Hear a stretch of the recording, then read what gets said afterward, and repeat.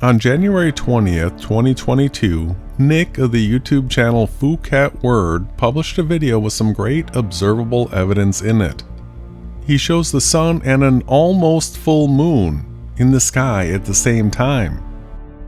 In and of itself, that is a very interesting phenomena, but the problem is that he began relating his observations to the impossible Freemason New World Order AE map model, to which we already know the debunks of.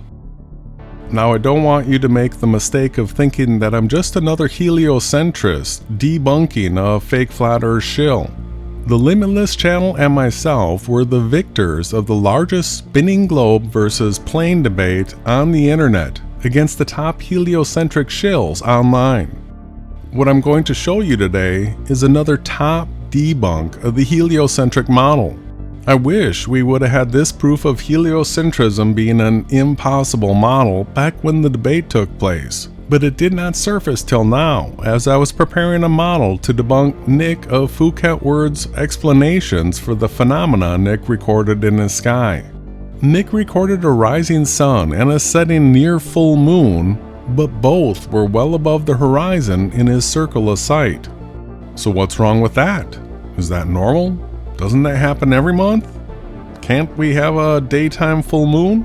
For answers on that, let's go to the authorities of heliocentrism and see what they have to say about that. So with a search of how can there be a daytime full moon, the top astroturfed result comes from space.com.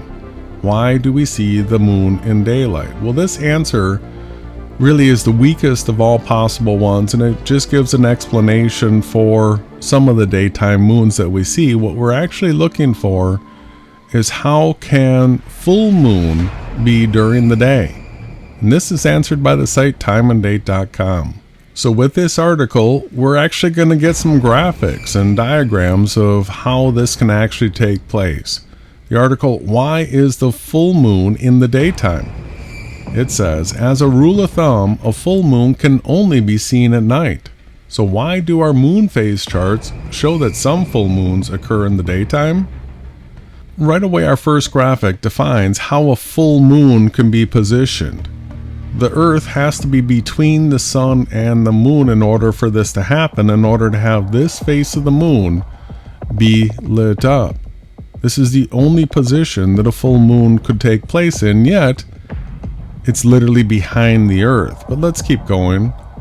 Full moon only visible at night. During the moment of the full moon, the sun and the moon are on opposite sides of the Earth, and the moon's illuminated side faces the night side of Earth. See illustration. Okay? So by definition, a full moon can usually only be seen during at night. This word makes me curious. Why would they only say usually? If you have ever spotted a full moon just after sunrise or just before sunset, it is very likely that you saw it at least one day before or after the actual full moon phase. So they are now starting to acknowledge the ability to see what looks to be like a full moon up during the day. Very rarely, now all of a sudden we have an extra exception. If the conditions are just right, you may be able to see an actual full moon very close to the horizon and opposite to the sun during sunrise or sunset. In general, however, the moon is always below the horizon while the sun is up on the date of the full moon. So why do our moon phase charts show some full moons taking place in the middle of the day? That is a great question, right? These links do nothing to answer this question. What we need is what's going on here. Alignment determines moon phase. The answer lies in the method astronomers use to determine the moment of each moon phase. The phases of the moon are not defined by the moon's visibility from a particular location on Earth, but by the moon's position on its orbit around Earth. For example, the new moon phase occurs at the exact moment when the moon is between the sun and the Earth, and the three bodies form a more or less straight line. Conversely, it is officially full moon when the moon is aligned with the sun and Earth, while at the opposite end of its orbit on the night side of Earth. Astronomers call this alignment a syzygy of the Sun-Earth-Moon system. This is a great question. Why lunar eclipses don't happen every full moon? Because as we saw in this diagram up here with the sun over here, the Earth in between, the moon on the far side, this is the only way you can have a full moon. You would expect the moon to be eclipsed every month, right? Great question. So this is the answer that's given. What is a total lunar eclipse? A total lunar eclipse takes place when the Earth comes between the sun and the moon and its shadow covers the moon. Eclipse watchers can see the moon turn red when the eclipse reaches totality. So this is our image. We have the larger size sun casting a narrower shadow. We have an umbra, penumbra. These are the labels that are given through heliocentrism. It says paired together. Total eclipses of the moon happen at full moon. Right? So a total eclipse has to be in this position where it is being shadowed by Earth, right? When the sun, Earth, and moon are aligned to form a line. The astronomical term for this type of alignment is syzygy, which comes from the Greek word of being paired together. Earth blocks the sunlight. The moon does not have its own light, but shines because its surface reflects the sun's rays. During a total lunar eclipse, the Earth comes between the sun and the moon and blocks any direct sunlight from reaching the moon. The sun casts the Earth's shadow on the moon's surface. So here's the different shadows. Sun, Earth, and moon being aligned only at a full moon. Now this graphic right here is what it's all going to boil down to. We're going to go in, we're going to study this graphic right here and show you the problems with heliocentrism. So it says only at full moon. Lunar nodes are the locations where the moon crosses the Earth's orbital plane. This is where we are going to start listing the failures of the heliocentric model, and it's going to be an extensive list. But first off, I want to get you familiar with this graphic. It is not labeled as such, but it is essentially the same graphic as for the equinoxes and solstices. As you can see by this graphic from timeanddate.com, the March equinox is your top diagram. The bottom diagram is your September equinox. The diagram on the right is the December solstice, and the diagram on the left is the June solstice. Whether or not you call these your winter or summer solstices or your spring or fall equinoxes depends on if you live north or south of the equator. Looking back at our moon node graphic, we can see that both graphics are laid out identically with the same 23.5 degree tilt to the ecliptic plane tilted to the right. Because these graphics creators do not want you to understand or comprehend them, I'm going to start labeling some things so that I know we are all on the same page.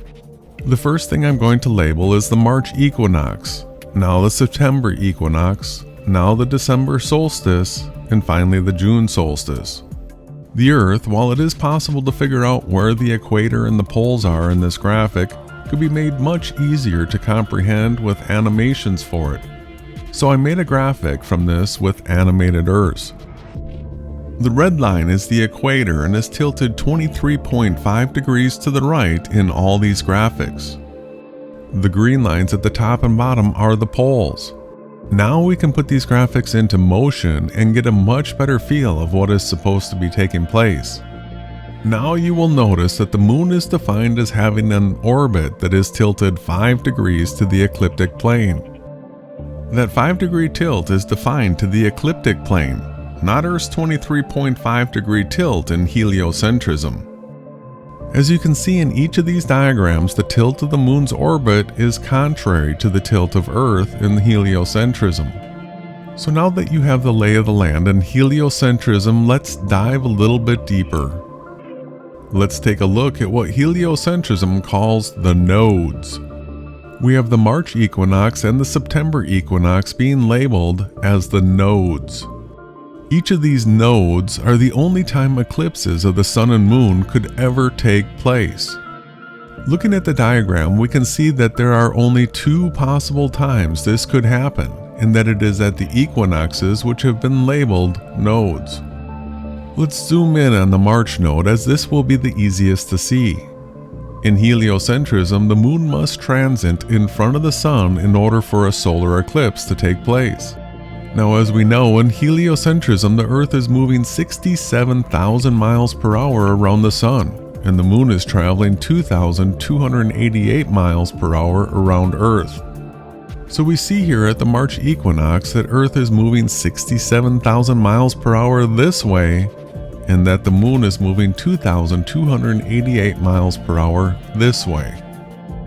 With Earth having a diameter of less than 8,000 miles, the transit of the shadow would take roughly 6 minutes and 56 seconds at the combined speed of 69,288 miles per hour. Although this is an extreme stretch considering that the moon's orbit is said to be an average distance of 239,000 miles, thus making the alignment extremely difficult. The longest total solar eclipse ever recorded was 6 minutes 38.86 seconds. But that was the length of totality for an observer, anywhere along its path. The actual length of the eclipse transiting across the face of Earth took over 5 hours. So the first debunk of heliocentrism here is that the length of solar eclipses that we record and witness are much too long for the heliocentric model.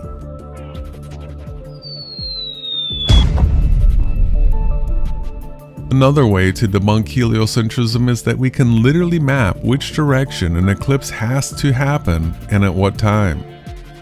If the Earth is moving this way 67,000 miles per hour and the moon is traveling this way 2,288 miles per hour, then to have an eclipse, be it total or annular or partial, the path of the eclipse must be from the south to the north during the March equinox. The reciprocal is true during the September equinox. In this case, eclipses must happen from the north to the south. The paths of totality promoted by heliocentrists shows that it is not always the case though. Sometimes the paths are going the wrong direction, which is heliocentric debunk number 2. There is another closely linked debunk of heliocentrism, and that is the direction that the path of totality shows up. The path of totality could only show up on the ground as traveling from east to west, due to the direction of rotation of Earth. Let's zoom in here a little bit and watch. The path of totality of a solar eclipse is a narrow, roughly 70-mile wide band that experiences the sun fully blocked by the moon. With Earth spinning in the direction required for sunrise to be in the east and sunset in the west, we can clearly see that all eclipses must begin in the east and travel west. This is an unarguable point, and the reason why this is heliocentric debunk number 3. I want to give special attention to heliocentric debunk number 4 because it is the most easily verifiable debunk of heliocentrism in my opinion. Let's focus on the fact that the only time a lunar or solar eclipse could ever take place in heliocentrism is at the March equinox and the September equinox. Do you see that? Do you remember why we're looking at this graphic? It is because this graphic is the explanation of why we do not have lunar eclipses every full moon. Scientists have put the moon at a 5.1 degree tilt to the ecliptic plane in the reciprocal direction of Earth's tilt, to get it out of the way. That is because without this motion, the moon would be eclipsed every full moon. So look at what happens as a result of this. Lunar or solar eclipses cannot take place anywhere near the December solstice or near the June solstice. The model literally makes it impossible for either a lunar or solar eclipse anywhere near these dates. So what happens if we look up the dates of projected lunar and solar eclipses? Will we get any outside the narrow window of the equinoxes, which are the only times that are possible with the heliocentric model? Of course. Let's look through these lists. So that is heliocentric debunk number 4. Lunar or solar eclipses could only happen within an extremely narrow window of the equinoxes. Now that we have broached the topic of why heliocentrists use this graphic as to why we do not have eclipses of the moon every full moon, let's take a look at another way we can debunk heliocentrism. As you can see here, the reason we are to not expect an eclipse every full moon is that from the March equinox to the September equinox, and from the September equinox to the March equinox, the moon is either too high or too low. Now everyone knows that Earth has two polar rotations, except for the fake flat earth shills that promote the Freemason New World Order AE map and model, which has only one, and they have to deny the existence of a south polar rotation.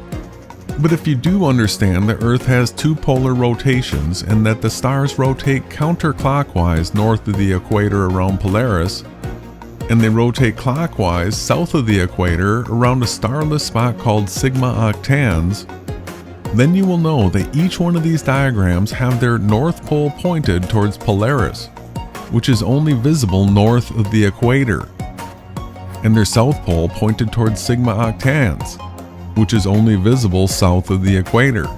That means that during the December solstice, only north of the equator could see the moon going into or out of full moon, and that only south of the equator could see the moon coming into or out of new moon. Let's look at the reciprocal of that at the June solstice. During the June solstice, only north of the equator could see the moon coming into or going out of new moon, and only south of the equator could the moon be seen going into or out of full moon. There is no place on Earth that has ever recorded not being able to see the moon for more than 2 days, and it has never been based on latitude. That is the fifth heliocentric debunk that we've been able to get out of this one graphic. Each one of the debunks have facts that are verifiable, testable, and repeatable. True science. So at this point, the person with common sense has to admit that heliocentrism has been thoroughly debunked. But I'm not done yet. While I have this graphic up here, I want to show you one more thing. You see this globe tilted 23.5 degrees to the ecliptic plane at the equinoxes? Let's zoom in on our March equinox node. Can you see that at the equinoxes that an Earth tilt of 23.5 degrees would make it impossible for the sun to rise 90 degrees east and set 270 degrees west everywhere on Earth on the same day? Let me straighten this out so that you can see how Earth would have to be positioned for that to work.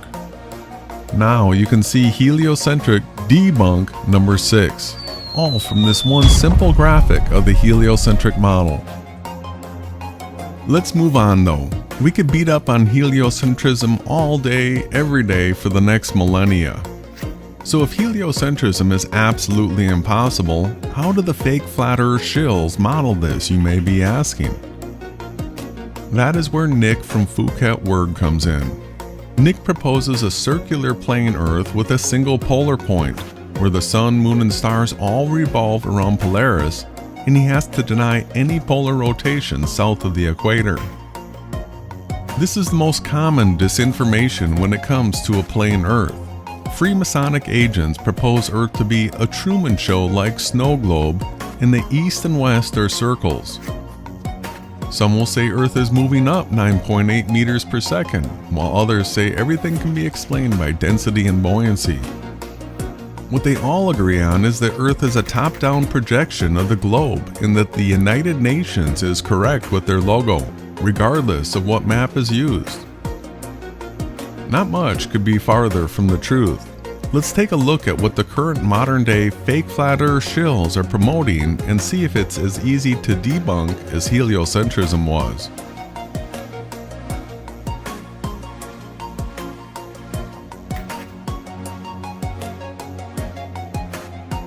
Nick begins his video with his own footage of what looks like a full moon above the horizon while the sun is above the horizon as well. Let's look at his footage again and then listen to his explanation for why he was able to record the sun and what looks to be a full moon or very close to full moon above the horizon in his circle of sight.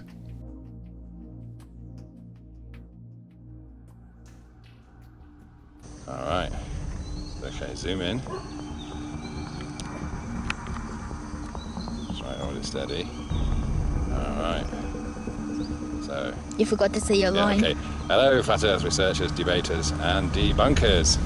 We're looking at the daytime moon. Well, it's early morning here in Phuket, so as Aidan here, who's holding the camera, zooms out, we'll see that the moon is, keep on going all the way out, setting in the west, over there. Okay, so we have a full moon, and it's been a full moon all night, and now the moon is going off to the west and setting. So what we're going to do now is turn around and face the opposite direction, and you can see that we have a sunrise now. Just coming up. I'm not gonna go too far so I don't blind him. That's all right. Yeah. So what we have is the sun and the moon completely opposite to each other. So it's just one of those things to show that we have a full moon when the sun and moon are pretty much opposite to each other. Now, last night so I'm facing east now, aren't I, with the sun rising? But last night the moon rose somewhere over, where are we? Over there. Okay. So if that's east, that's going to be north, and that's going to be west over there where the moon's setting. Can you zoom in on it again? All right. Okay. So that's the thing, the moon. Two things happen throughout the month, don't they? And you can perceive this on a heliocentric model, or you can perceive it on or happening above a flat Earth, if you like, where the sun and the moon are doing circles overhead. The moon does a steady circuit, going around at a steady pace. So let's say the moon does 28 laps per month. So each lap is 1 day long. All right, and we see the moon go overhead once a day. But what happens is we have the sun doing a circle. Let's go back round to the sun, doing its circle, rising and setting for us in any given location once a day. But in those 28 days, in those 28 laps that the moon does, the sun will at some point overtake the moon and lap the moon, and so that's when we get a new moon, when the sun and the moon are together. So over the month from now on, what we have now is the sun and the moon directly opposite each other. So what will happen now is the sun will get closer and closer to the moon over the course of the next 2 weeks, and then we'll get a new moon where we don't see the moon anymore, because the sun and the moon are pretty much coming up at around the same place. Daytime moon, which is now setting opposite the sun. Okay. So let's just model what we are seeing happening above a level Earth. So the table is our level Earth, and we've got a cutout by Aidan of the sun here and the moon here. Okay. Yeah. All right. You don't need to be going back and forth. Just keep it steady like that. Yeah. So that's just basically representing what we're seeing now with the sun coming up over there. You can just the sun's coming up over there as we saw just now, and the moon is opposite. Okay. Keep it on the table now. So that's what we're seeing. So let's say this bottle top is us here in Phuket. Let's just put us on this blue square here. So this is what we're seeing. So throughout the day, what we have now is the moon is setting now for us. Okay, they're doing circuits. Okay, the sun's rising, the moon's setting. So what we're talking about is the sun and the moon doing daily laps in an orbit above the level Earth, like that. Okay, so we're talking about 1 month being 28 laps. So at the moment we are you could say we're halfway through the month, or it could be the beginning of the month with the full moon. It doesn't really matter, but what we have is the sun and the moon opposite each other. So as they continue to do their daily laps, so we're told in the heliocentric model that the moon is lapping the Earth only once every month, but no, what's happening is the moon appears to be going overhead as well as the sun every single day. Now, is the moon a rock? Is it a reflection of the sun? Is it some kind of projection? We don't know, but there is this correlation. Okay, so what's actually happening is the moon is doing let's just do one thing at a time. The moon is doing a steady pace. Okay, that's 1 lap per day. Okay, and the sun is doing a slightly faster pace, 1 lap a day. So as you've got these two things doing this, again, this is apparent. I'm not saying that the moon is a physical object actually moving. It's just it could be down to all sorts of reasons. But sorry, let's go to where we were today. What's going to happen is as time goes by, the sun going slightly faster than the moon is going to catch up, and so what we'll have in another couple of weeks is the sun and the moon in a very similar place in the sky. So we'll see the sun, but we don't see the moon. Now, this could mean that actually the sun is closer to the Earth than the moon. Of course, we're told that the moon is close and the sun is millions of miles away, but they appear to be the same size to us. And the fact is that when we have a new moon, we don't see the moon, we just see the sun. And so as they carry on doing their circuits, we then start to see a daytime moon again as the sun gets faster and increases the gap between the sun and the moon. And then we have the waxing phases of the moon. We have a sliver of a crescent, and that becomes a greater crescent. Then we've got a half moon. So somewhere around this point where they're doing a few laps and the sun has got further away from the moon, then we see a half moon. And again, as they continue to do their daily circuits, we come round to this position again where we have the sun and the moon almost opposite each other in the sky. So as we come back here, the moon's setting for us, the sun's setting, and as they go round, of course, the sun will set and then the moon will rise at night time. So the moon only rises at night time for anyone in any given position for a couple of weeks. The rest of the time we've got a daytime moon because the sun and the moon are quite close. Yeah? Okay. Makes sense? Mm-hmm. So it can be modelled above a level Earth quite easily. All right, thank you very much. Nick literally just performed wizardry on his audience through the use of his props in his version of the shell game. But I am here to break that spell for you. I just wanted you to see Nick's tabletop explanation for how eclipses take place in the Freemason New World Order AE map and model PSYOP. Because Nick is literally at the cutting edge of explaining how the Freemason New World Order AE map and model works with regards to eclipses. If you look at a little higher quality rendition of the Freemason New World Order AE map and model, you will be able to get a sense of what Nick was trying to explain about how eclipses work on the fake flat Earth PSYOP model. Now you will be able to better comprehend what Nick was talking about. The Freemason New World Order AE map and model has the sun, moon, and stars rotating around a single polar point called Polaris. Here is the official model of the Freemason New World Order AE map and model shills. David Weiss sells an app that demonstrates the model. Nick's situation is that he is in Phuket, and he is showing us proof of the sun and an almost full moon above his horizon at the same time. As you can see here in this animation of the Freemason New World Order AE map and model, the sun and moon have to be 180 degrees from each other in their circular orbits of Polaris. Because the PSYOP model requires new moons to be when the sun is lapping the moon in orbits, that requires the moon to be 180 degrees at full moon. Nick kept saying that the sun laps the moon every 28 days, but I'm sure that was only a brain fart, because everyone knows that months are 29.53 days long.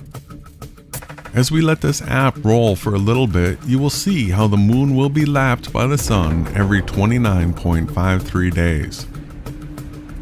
This is the fake flat earthers' explanation for no moon days, and then the full moon is shown 180 degrees from the sun 14.75 days later.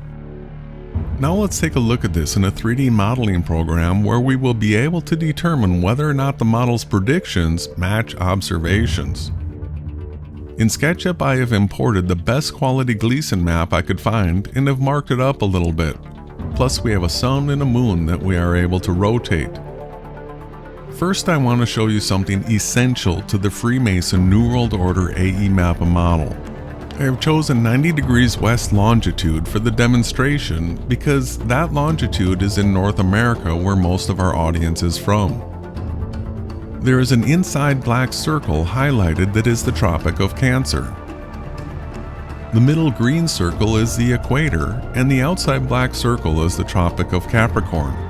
Fake flat earthers acknowledge that the sun never travels north of 23.5 degrees north and south of 23.5 degrees south latitude. The large white equilateral triangle is comprised of two smaller equilateral triangles, and it's centered on the equator. 45 degrees north latitude is here in Wisconsin, where I'm from, and 45 degrees south latitude is in the Pacific. The distance from 45 degrees north latitude to the equator and the distance from 45 degrees south latitude to the equator is 3,100 miles. Meaning that the sun must be 3,100 miles up at the equator on the equinox when people at 45 degrees north latitude and 45 degrees south latitude both see the sun at 45 degrees elevation at the same longitude. I have also projected up reference lines from 45 degrees north and south latitude to 90 degrees north and 90 degrees south. This proves that Polaris and Sigma octans must be 3,100 miles high as well, because they are both seen at 45 degrees elevation in the night sky, thus completing another set of equilateral triangles. Basic geometry proves that in the Freemason New World Order AE map model, the sun and moon, Polaris and Sigma octans, must be 3,100 miles high. And yet the shills that promote that PSYOP say that it is not what they believe in. Of course they deny that the sun and moon are 3,100 miles up because every day they can be seen below the clouds at rise and set. They also totally deny all star rotations south of the equator. They also deny any rise and set angles of the sun from the September equinox to the March equinox. They also deny any rise and set angles of the moon for half of every month. So it is not unlike these PSYOP shills to flat out simply deny observations. Now let's take a look at our sun and moon in this model. This model is an illustration of an equinox, and we know that the sun travels 90 degrees overhead on the equinox at the equator. So in this model, the sun and moon are set on arms, that is the distance from the North Pole to the equator, and they are set to 3,100 miles up because that is what this model demands. You can see that as I rotate them, they go right through the apex of the large white equilateral triangle.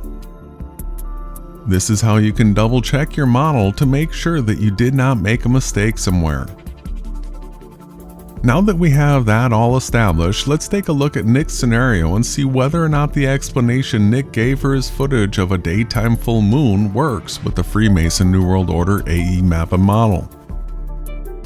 Phuket is at 7.88 degrees north latitude and 98.39 east longitude. We will snap a 98.39 degree reference line on our model and position our sun and moon the way Nick and the Freemason New World Order AE map model shills say to do so. Phuket is right at the kneecap of this dogleg peninsula, and it's clear to see that it's north of the equator and south of the Tropic of Cancer. This model is of an equinox, and Nick's observations was during the Norse winter, so we know that the sun was still south of the equator. So his observation is actually more damaging to the Freemason New World Order map and model than what we will be modeling here. Solar noon takes place when the sun is at the same longitude as the observer. Thus, sunrise and sunset must take place at the longitude that is 90 degrees to the observer's longitude. I have snapped that out, and we can see that during the Norse winter, the sun must be at solar noon off the coast of Fiji in the South Pacific, south of the equator, and it must set off the west coast of Africa, south of Nigeria. That is for a day on the equinox. This year is not a full moon on the equinox. It is close, but not exactly. But let's look at it like it was.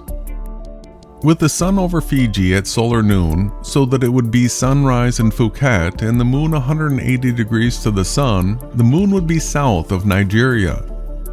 Now let's zoom down here and see what we have going on. I want to talk about the reason I made the moon the way I did. One of the facts that nobody is able to disagree with is that we only see one side of the moon. Both the north and the south see the exact same face of the moon, just inverted one from the other. That is the reason I went with a 2D picture of a full moon. I have a right side up picture and one flipped vertically stacked together, so the observations from within the model will match what we observe in reality. There is no 3D model of a moon that could possibly be accurate, because no one has ever seen the backside of the moon. I spun a copy 90 degrees so that we could not only see the moon from the north and south, but also the east and west. I thought about just making the sun a sphere because my first inclination was that the sun did not have any defining marks worthy of consideration. But on second thought, I realized that sunspots are also proof of a 2D sun. So I made it the same way as I made the moon. I will show you the proof of what I am talking about in just a little bit. There is one more thing I want to point out. While we understand that the sun travels between the tropics and that the tropics are defined by 23.5 degrees north to 23.5 degrees south, the moon can travel 28.64 degrees north or south of the equator. Which is, if you subtract the 23.5 degrees that the sun travels between, you are left with 5.14 degrees that heliocentrists say the moon's orbit is inclined to. Now let's take a look at Nick's observation and put this model to use. I am guessing that what he filmed was the wolf moon that was to happen January 17th and that he was probably recording on the morning of the 18th, considering that he put out his video on January 20th and it seemed fresh.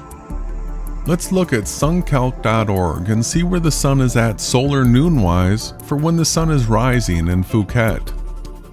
90 degrees east of Phuket is 171.61 degrees west latitude. And if we get ourselves close to that longitude and the same latitude as Phuket, we can see that right after solar noon in this location, we have sunrise in Phuket. If we look at mooncalc.org and we target 8.39 degrees east longitude, we can see that the moon's meridian passing is in Nigeria. And by moving the time of day slider, we can see that as the moon is passing this longitude in Africa, it is setting in Phuket. So the sun 90 degrees east of Phuket looks like this, and the moon 90 degrees west of Phuket looks like this. This gives us our sun and moon being 180 degrees from each other where the sun is rising and the moon setting.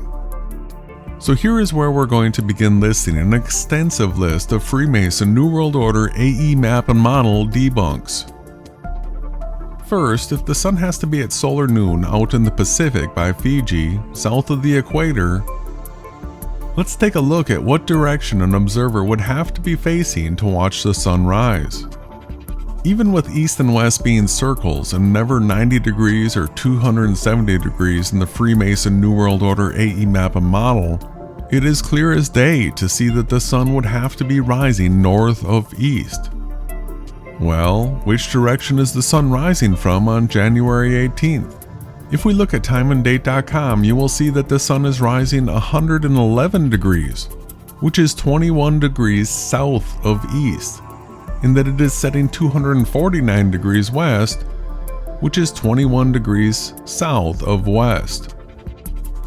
This is Fake Flat Earth PSYOP Debunk number 1. The rise and set angles of the sun do not match reality. Now let's look at the super smash of the PSYOP Flat Earth. In the Freemason New World Order AE map model, full moon takes place when the moon is 180 degrees from the sun, and this is the explanation for the full moon face that we are accustomed to seeing. Only look at this. If we are getting a fully illuminated face of the moon due to this orientation, then nowhere south of the moon would ever get to see a full moon. If I spin this model around, you can clearly see that anywhere south of the moon would see no moon at full moon. From Nick's location, it could also not be a full moon because he would be seeing the moon from a side angle. The Freemason New World Order AE map model offers the paradox of paradoxes, because the only place you could possibly see a full moon is if you are north of the moon's path. The only problem with that, though, is that we know that at full moon, the sun is setting and the moon rising, or the sun rising and the moon setting, meaning that the sun and moon are set 180 degrees to each other, with your longitude being the 90-degree mark. So no matter what, only unless you are north of the moon's meridian passing could you see a full moon. This paradox deserves Hall of Fame trophies for all Freemason New World Order AE map model shills for having the cojones to share such a debunkable model, and will go down as Fake Flat Earth PSYOP Debunk number 2. Now that we are getting to see the moon from these side angles, another huge flaw is becoming self-evident. If we are an observer between 28.64 degrees north or south latitude, we know that the moon is going to travel 90 degrees overhead at some time or another. That means that we are going to see a side view of the moon coming and going from us. Not only could you never see a full moon from these latitudes like in Fake Flat Earth PSYOP Debunk number 2, but you would have to be able to see a side of the moon that no one has ever seen. If this is the way the moon is seen from north of the equator, and this is the way the moon is seen from south of the equator, then you cannot have the same faces of the moon on the sides of the moon. In the Freemason New World Order AE map model, you would be able to see every side of the moon except for the very top of it. Once again, this model cannot comport with what we witness, and not being able to see all the way around the moon is Fake Flat Earth PSYOP Debunk number 3. Another closely related debunk is that of the moon's rotation. The moon cartwheels from rise to set. The one face of the moon rotates like this. This is the way it rotates from the north, and this is the way it rotates from the south. But that means in the Freemason New World Order AE map model that we would end up seeing the top of the moon as well. So just when you thought that there might be a portion of the moon unseen in the Fake Flat Earth PSYOP Debunk number 3, that is thrown out the door when you understand that the moon has a cartwheel rotation. So Fake Flat Earth PSYOP Debunk number 4 includes that we would have to see the top of the moon as well, which we don't. While we still have the sun and moon 180 degrees to each other, now is the time to talk about lunar eclipses. We know that lunar eclipses only happen at full moons, which is what we have depicted here in the Freemason New World Order AE map model. You have the sun and moon 180 degrees to each other, and it's supposed to be a full moon.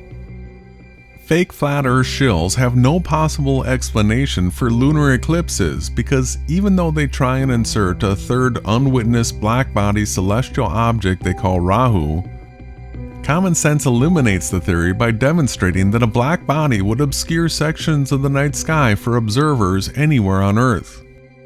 So, no possible explanation for lunar eclipses is Fake Flat Earth PSYOP Debunk number 5. Let's begin working our way to a solar eclipse of the Freemason New World Order AE map model and look at another extremely solid debunk along the way.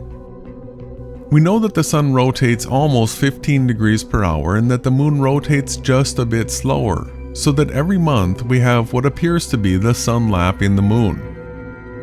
In the Freemason New World Order AE map model, this is explained as such. From this full moon, the sun will continue to get closer to the moon each day, and it will begin to catch up to it from behind. That means as we get to a third quarter moon, the moon will be 90 degrees to the sun on the Shill model. You can already see at this point that the moon is going to be changing phases throughout the day radically based on latitude. We have the sun and moon set to 90 degrees on the azimuth, and if you take a look at this model like this, you can clearly see that the side of the moon facing the sun would be getting brighter and brighter, while this side of the moon would be dark. If you were on the ground between the tropics, you would have a black moon coming towards you, and then as soon as the moon passed your longitude, it would light up like a brighter full moon than the full moon when they were 180 degrees from each other. And then the waning crescent would exaggerate this error. Now people of all southern latitudes would see solar eclipses at sunrise with the dark side of the moon towards them. If you were in the tropics, you would have a dark moon coming towards you, and then as soon as the moon passed your latitude, you would see the brightest full moon possible. If you were north or south of the tropics, you would see variations of radically lit slivers of the moon coming towards you. And then as soon as the moon passed your longitude, you would see the sliver morph into an almost full moon in minutes. The moon has never changed phase in the course of one evening, nor does the phase of the moon change by latitude. Those facts make the moon phases of the Freemason New World Order AE map and model impossible and are fake flat earth PSYOP debunk number 6. Once we have the sun and moon conjuncted, we have what the fake flat earthers call new moon, where the sun is too bright to see the moon. Then after this, the sun starts gaining distance from the moon while working its way back to being 180 degrees from the moon, and we call it a full moon again. The errors that we saw during a waning moon manifest in reverse during a waxing moon. Now, after the new moon conjunction, the first sliver of moon must be brightest and nearly full at moonrise, and then the moment the moon passes your longitude, it must go dark. This is all part of fake flat earth PSYOP debunk number 6, but I wanted you to understand that we had only looked at half the problem. Let's rewind to our new moon and take a look at the last debunk of the Freemason New World Order AE map and model that we will cover in this video. Lunar eclipses can only happen at full moons, and solar eclipses can only happen at new moons. In the Freemason New World Order AE map and model, solar eclipses are explained by the sun overtaking the moon and the sun being slightly higher than the moon, thus making the moon an object that obscures the sun. If we give the PSYOP model a little bit of slack and run with that scenario, we will still run into model killers. Let's drop the moon down a bit so that it can throw some shade for the sun. Now that we have it down at an elevation where it could actually eclipse the sun, let's take a look at what it would take to see a total solar eclipse.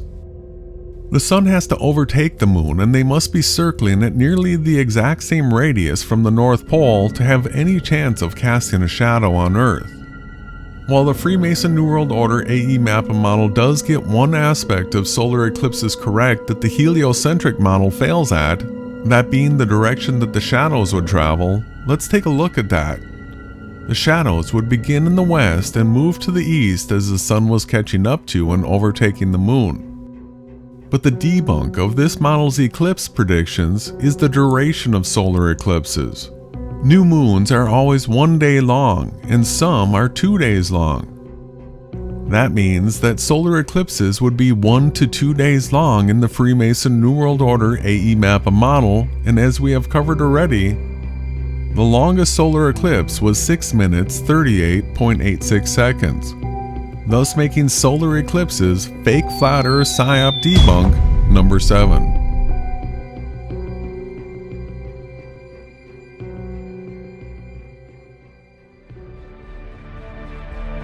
Now I could go on and on and on about how you can debunk the Freemason New World Order AE map and model and the Jesuit heliocentric model of Earth. The Limitless channel and myself have thousands of hours of content doing exactly that over the last 5 years. This video is just one aspect of the debunks that Nick of Phuket Word brought to the forefront with his footage of the sun and a full or near full moon above the horizon at the same time. Now I'm guessing that many of you that have made it this far through the video are wondering, if the Jesuit heliocentric model is debunked bullshit and the Freemason New World Order AE map model is debunked bullshit, then what is the true working model of Earth?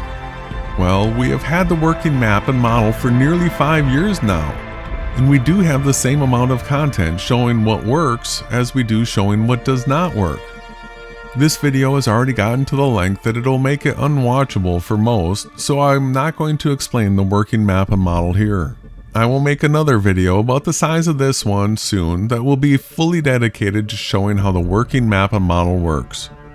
In the meantime, you can watch all the content on the Limitless channel, the Awake Souls channel, and our original co-channel Beyond Flat Earth if you want to know and understand the map and model right away.